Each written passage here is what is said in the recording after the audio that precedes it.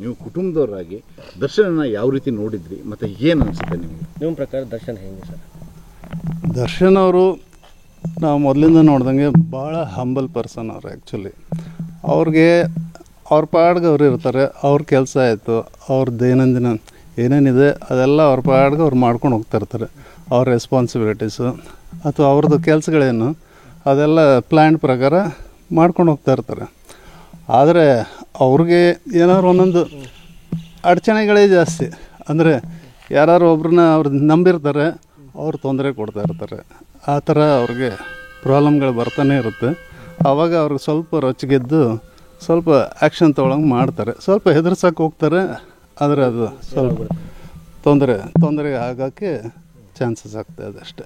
ಅಲ್ಲ, but actually ನೀವು ಅವ್ರನ್ನ ಚಿಕ್ಕ ವಯಸ್ಸಿಂದ ನೋಡಿದವರು, ಅವ್ರ ಜೊತೆ ಚಿಕ್ಕ ವಯಸ್ಸಲ್ಲಿ ಅವರು ನಿಮ್ಮ ಜೊತೆ ಒಡನಾಡಿದವರು.